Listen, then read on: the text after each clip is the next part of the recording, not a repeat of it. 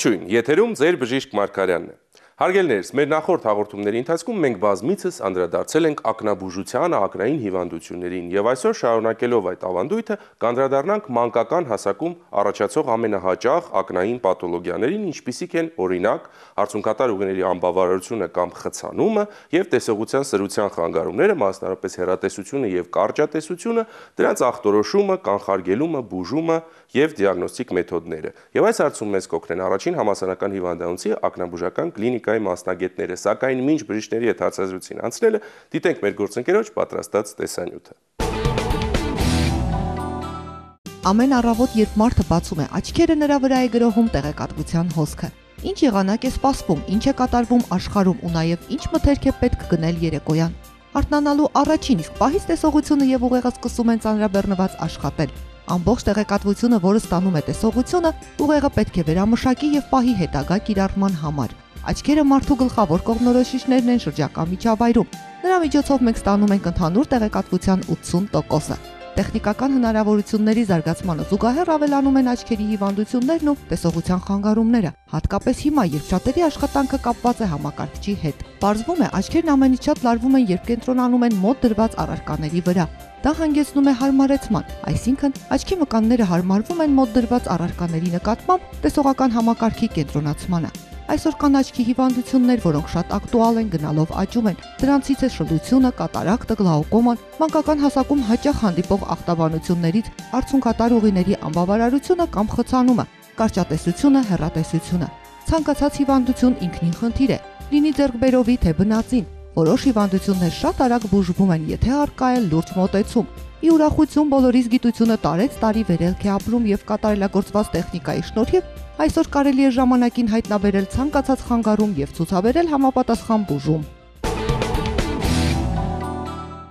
Դե ինչ հարգելիները, շնորհակալություն հայտնենք մեր գործընկերներին եւ շարժվենք առաջ։ Այժմ կանդրադառնանք հիվանդություններին առանձին եւ մասնավորապես առաջինը։ Կանդրադառնանք արցունքատար ուղիների անբավարարությանը կամ խցանմանը եւ կփորձենք հասկանալ, թե ինչպես է այն դրսեւորում, որոնք են առաջացման պատճառները եւ ինչպես կարելի է կանխարգելել այս process-ը։ Հենց այս հարցին կպատասխանի բժիշկ Անի Սարգսյանը։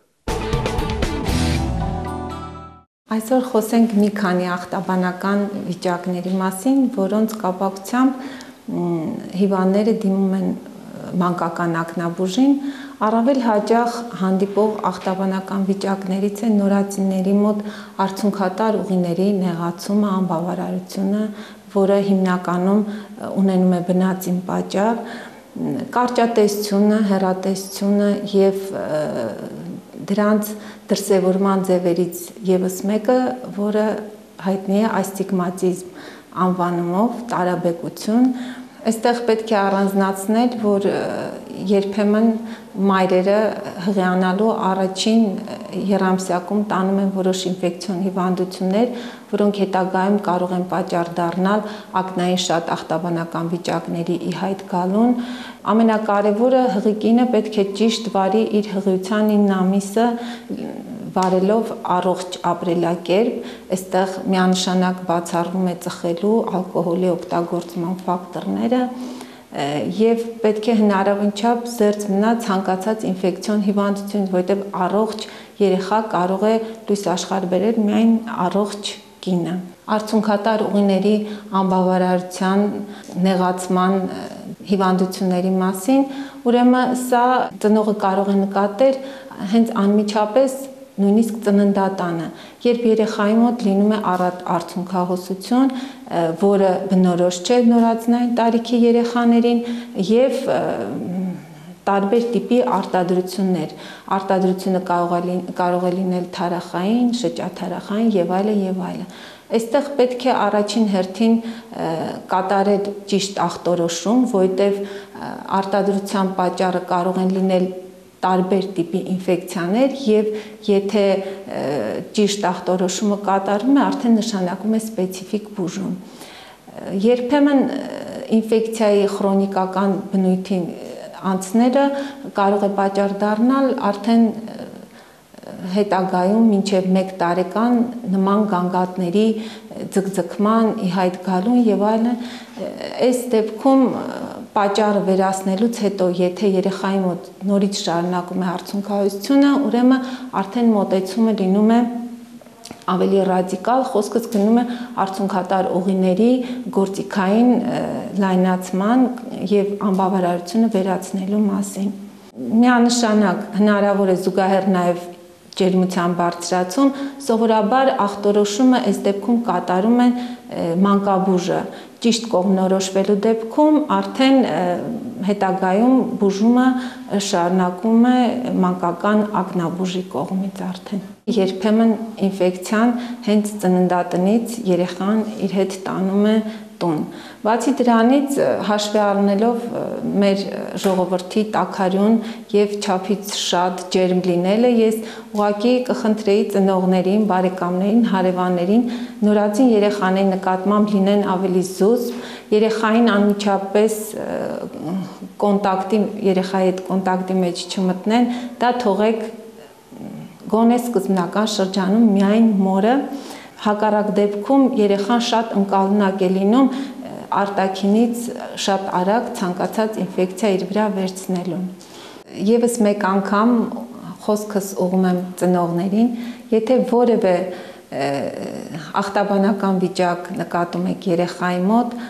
դիմեք բժշկի, մի զբաղվեք ինքնաբուժությամբ, որովհետև այս դեպքում մենք ունենում ենք ժամանակի լուրջ կորուստ։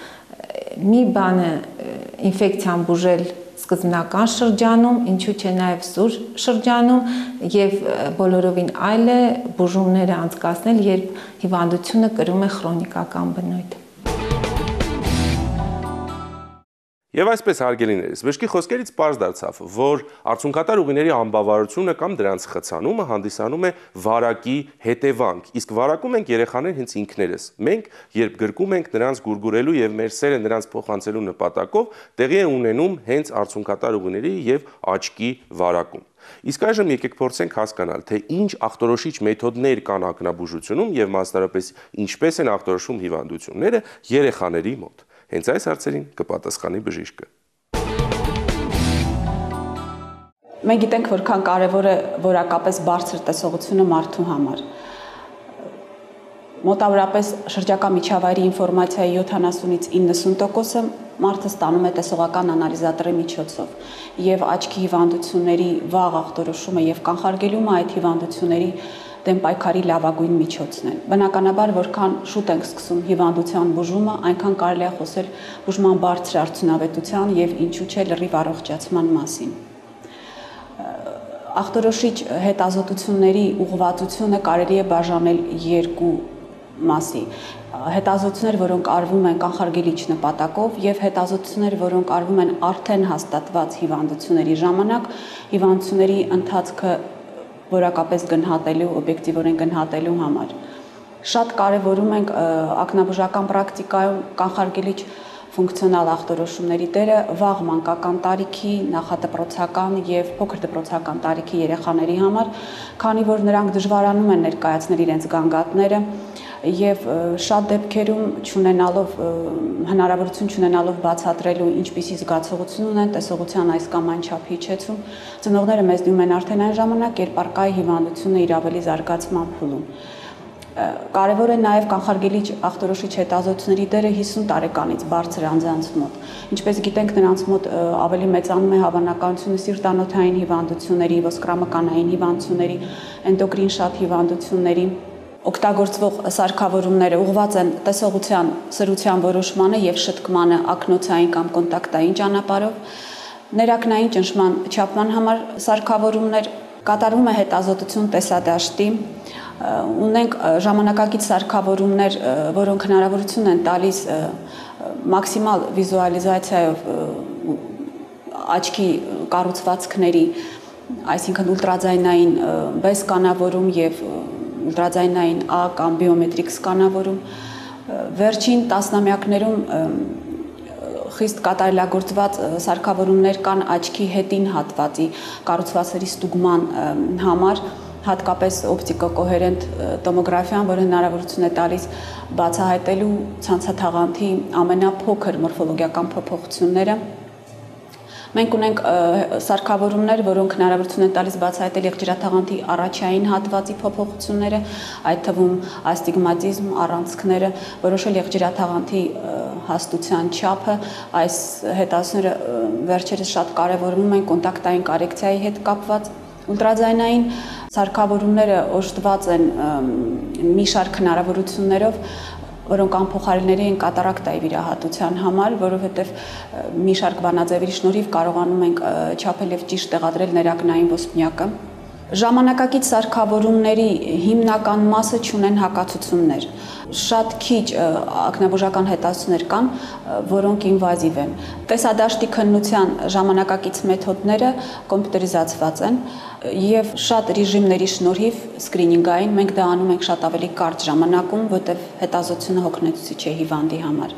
Հետազոտությունը խիստ ինֆորմատիվ է, քանի որ հնարավորություն է տալիս բացահայտելու տեսադաշտի ամենափոքր արատները, որոնք կարող են լինել այս կամ այն հիվանդների, մասնավորապես գլաուկոմայի, մակուլոպաթիաների, հասակային դեգեներացիաների, տեսաներվի ատրոֆիայի ժամանակ։ Տեսադաշտի քննությունը խիստ կարևոր է գլաուկոմայի հիվանդների համար, քանի որ տեսադաշտի նեղացումը համարյա ընթանում է առանց սիմպտոմների։ Հիվանդը չի նշում որևէ գանգատ տեսադաշտի նեղացման համար եւ որպես կանոն դա հիվանդի համար լինում է բացահայտում ներակնային բարձր ճնշում հայտնաբերելուց հետո։ Հիվանդի գլուխը ֆիքսվում է համապատասխան սարքավորման վրա, հիվանդին խնդրում ենք նայել ֆիքսացիոն կետին եւ լույսերի առկայության դեպքում անմիջապես սեղմել կոճակը։ Վերջում ստանում ենք գրաֆիկական պատկերը, որը ցույց է տալիս ցանցաթաղանթի զգայունությունը 3D պատկերով կամ որևէ այլ գրաֆիկական պատկերով, որը կոնկրետ ավելի նպատակահարմար է բժշկի համար, ինտերպրետացիայի նպատակով։ Ռիֆրակցիայի խանգարման դեպքում անփոխարինելի սարքավորում է ռիֆրակտոմետրը կամ ավտորիֆրակտոմետրը կամ կոմբինացված նրա որևէ տարբերակը, որը հնարավորություն է տալիս բացահայտելու հեռատեսության կամ կարճատեսությունը կամ կարճատեսությունը, աստիգմատիզմը, առանցքները եւ ակնոցային կամ կոնտակտային ճանապարհով շտկելու։ Բնականաբար այս սարքավորումն օգտագործում է կարճատեսության հայտնաբերման համար։ Եվ այսպես ախտորոշիչ մեթոդները պարզ դարձան, իսկ այժմ շարժվենք առաջ եւ անդրադառնանք տեսողության սրության խանգարումներին, մասնավորապես կարճատեսությանը եւ հեռատեսությանը։ Եվ փորձենք հասկանալ, թե ինչով են դրանք իրարից տարբերվում, որն է կարճատեսության եւ հեռատեսության տարբերությունը, որոնք են առաջացման պատճառները տեսողության սրության խանգարումների եւ ինչպես է կատարվում դրանց բուժումը։ Հենց այս հարցերը կպարզաբանի բժիշկը։ Դիմելույթությունը կարճատեսությամբ եւ հեռատեսությամբ առհասարակ ռիֆրակցիոն շեղումներով երեխաների մանկական ակնաբուժի մոտ խիստ ավելացել է։ Կարճատեսությունը եւ հեռատեսությունը սրանք օպտիկական դեֆեկտներ են, որոնք կարող են լինել բնածին եւ կարող են ձեռք բերվել տարիների ընթացքում։ Կարճատեսության դեպքում փորձեմ մատչելի ներկայացնել ինչ ախտաբանական վիճակ է։ Կարճատեսության դեպքում առաջին նշանները, որ ծնողը պետք է նկատի, դա երեխայի գանգատն է հեռուն վատ տեսնելու հետ կապված։ Այսինքն սա մի վիճակ է, երբ տուժում է տեսողությունը դեպի հեռուն, կապված պատկերների սխալ ընկալման հետ, երբ պատկերի արտապատկերումը ակնագնդի ցանցաթաղանթի վրա հայտնվում է ոչ ճիշտ տեղում։ Նմանատիպի, բայց գրեթե հակառակ պրոցեսը տեղի ունենում հեռատեսության ժամանակ, ի տարբերություն կարճատեսության, որը երևույթը համապատասխանում է իր անվանմանը, կարճատեսները մոտիկը տեսնում են լավ, հեռուն տեսնում են վատ, հեռատեսությունը համարում է տեսողության թույլ տիպը։ Հեռատես երեխաները ունենում են խնդիրներ եւ մոտիկը եւ հեռուն տեսողական ծանրաբեռնվածության ժամանակ։ Ի տարբերություն նշածս ռիֆրակցիոն շեղումների, բոլորովին այլ է ծնողների ռեակցիան, երբ երեխայի մոտ նախնական ախտորոշվում է աստիգմատիզմը։ Չգիտես ինչու անվանումը երևի ավելի քիչ ծանոթ է ծնողներին, ավելի խուճապահար, ավելի այլայլված դեմքով գալիս են ու ներկայացնում են, որ մեր երեխայի մոտ հայտնաբերվել է աստիգմատիզմ։ Հարգելի ծնողներ, աստիգմատիզմը ինքը օպտիկական դեֆեկտի տարատեսակ է,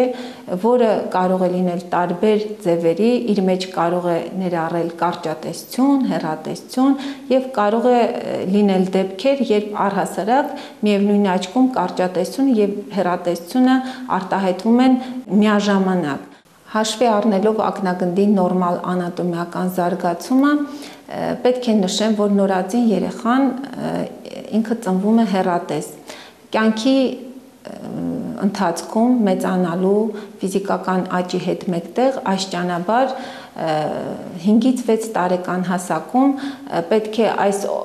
օպտիկական վիճակը հավասարվի 0-ականի։ Սա նորմալ ընթացքն է, որը պետք է լինի ցանկացած նորմալ զարգացող երեխայի մոտ։ Այդ իսկ պատճառով վաղ տարիքում, ենթադրենք 2-3 տարեկան հասակում, եթե երեխայի մոտ հայտնաբերվում է 3-4 դիոպտրիայի հեռատեսություն, դա որպես լուրջ ախտաբանական վիճակ դիտել պետք չի, սակայն կա տարիքային որոշակի սահմանափակումներ, եթե մենք բարձր հեռատեսություն հայտնաբերում ենք, ենթադրենք 6-7 տարեկան երեխայի, 8 տարեկան երեխայի մոտ, ապա այս երևույթը արդեն լուրջ անդրադառնում է տեսողական ֆունկցիաների վրա։ Այդ իսկ պատճառով արդեն անհրաժեշտ է լինում բժշկական միջամտություն, խոսքս ակնոցային շտկման մասին է, եթե անհրաժեշտ է, եթե տուժած է տեսողության սրությունը, տեսողական մյուս ֆունկցիաներ, երկաչատեսողությունը եւ այլը, նշանակում են նաեւ ապարատային բուժումներ։ Եթե կողքից չկան լրացուցիչ տեսողական գերծանրաբեռնվածության նպաստող պայմաններ, խոսքս չափից շատ համակարգչի տարբեր տեսողական ծանրաբեռնումների մասին է խոսքս, այս դեպքում բնականon իր ճանապարհով պիտի որ զարգացումը գնա, բայց հաճախ երեխայի մոտ մեկ էլ ի հայտ է գալիս կարճատեսություն, դա կարող է լինել նույնիսկ այսպիսի տերմին է գործածվում դպրոցական կարճատեսություն, երբ ծնողների մոտ անամնեզի հավաքելու դեպքում ժառանգականության փաստը ժխտվում է, մինչ այդ երեխան պրոֆիլակտիկ հետազոտումներ է անցել, որևէ ախտաբանական վիճակ չի հայտնաբերել, մեկ էլ հանկարծ ի հայտ է գալիս կարճատեսությունը։ Այստեղ շատ կարևոր է ոչ ճիշտ տեսողական ծանրաբեռնվածությունը, որը պետք է հնարավորին չափ շտկվի, պետք է ծնողի կողմից անպայման կոնտրոլ արվի եւ գոյություն ունեն աչքի ճիշտ աշխատանքի համար որոշակի հիգիենայի պայմաններ, որոնք ծնողի կողմից անպայման պետք է պահպանվի։ Դա պետք է սկսվի նույնիսկ օրորոցային տարիքից, գլխավերևում, աչքերին շատ մոտ տարբեր խաղալիքներ, երբեմն ծնողները սիրում են երեխային զբաղացնելու համար նման խաղալիքներ օգտագործել, ցանկալի է, որպեսզի խուսափեն նման հարմարանքներից, երեխայի տեսադաշտը պետք է լինի բաց, եթե երեխան ակտիվ խաղի պայմաններում է, սենյակը պետք է լինի լուսավոր եւ կան խաղալիքներ, որոնք նախատեսված են տարբեր տարիքների համար։ Հարգելի ծնողներ, միշտ ապեք, ժամանակից առաջ մինգեք, երեխաները կհասցնեն զարգանալ, կհասցնեն կրթվել, օգտագործեք այն խաղալիքները, օգտագործեք այն գրքերը, որոնք նախատեսված են տվյալ տարիքի համար։ Հաճախ ծնողներին հուզում է այն հարցը, թե տվյալ պահին ակնոց նշանակելուց հետո ինչպիսի ընթացք կունենա հիվանդությունը, արդյոք երեխան ամբողջ կյանքում կախված կլինի ակնոցներից, թե դա կրում է ժամանակավոր բնույթ։ Պատճառները տարբեր են, որոնց դեպքում նշանակվում են ակնոցներ։ Եթե ակնոցները նշանակվում է մշտական կրման համար, եթե երեխայի մոտ տվյալ տարիքում հայտնաբերվել է հեռատեսություն, որը շտկման անհրաժեշտություն ունի, ակնոցները պետք է կրել ճիշտ ռեժիմով։ Ընթացքը,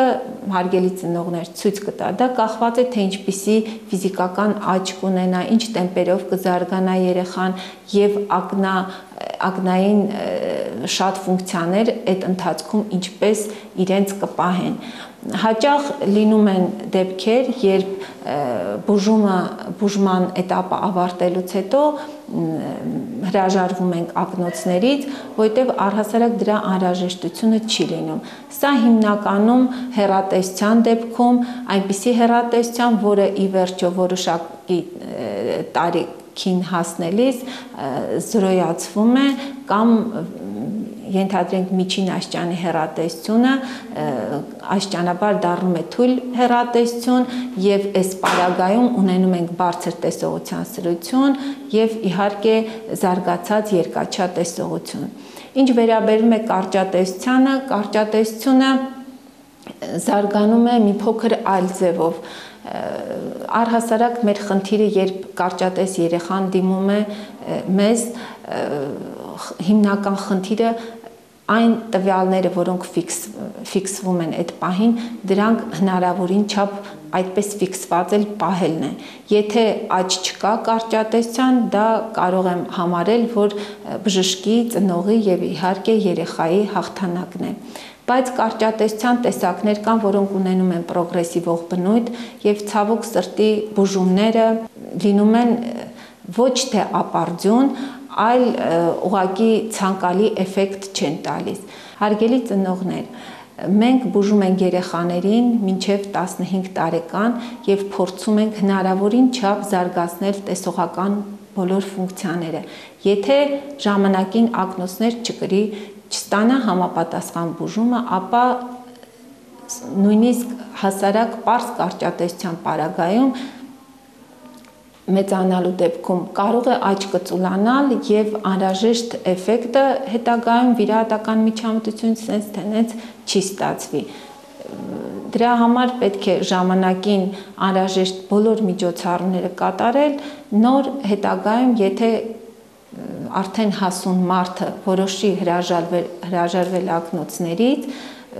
կարող է դիմել նման վիրահատական միջամտության եւ արդեն նախկինում որևէ բաց թողում մեր կողմից, ծնողների կողմից արված չի լինի։ Դե ինչ հարգելիներս, այսօրվա հաղորդման ընթացքում մենք փորձեցինք ձեզ հնարավորինս ներկայացնել մանկական տարիքում առաջացող հիմնական ակնային հիվանդությունները, մասնարարպես արցունքատար ուղիների անբավարարությունը կամ դրանց խցանումը եւ տեսողության սրության խանգարումները, մասնարարպես կարճատեսությունը եւ հեռատեսությունը։ Հաղորդումից կարելի է անել մեկ եզրահանգում. մի խուսափեք մանկական տարիքում երեխաների ակնոց կրելուց, որովհետև այդ խնդիրները ակնոց կրելու միջոցով կարելի է կանխարգելել եւ չթողնել, որպեսզի այդ տեսողության խանգարումները ավելի խորանան եւ շատ ավելի ծանր հետևանքներ ունենան ձեր երեխաների համար։ Այսօրվա համար այսքանը։ Մեր հաղորդումները կարող եք դիտել Կենտրոն հեռուստաընկերության պաշտոնական կայքում, իսկ ձեր հարցերը մեզ կարող եք ուղղել մեր Facebook-յան էջի միջոցով։ Ինչպես ասում է ժամանակի իմաստուններից մեկը, առողջությունը ամեն ինչ չէ, սակայն առանց առողջության ամեն ինչ ոչինչ է։ Ձեզ հետ ձեր բժիշկ Մարգարյանն էր, մինչ նոր հանդիպում։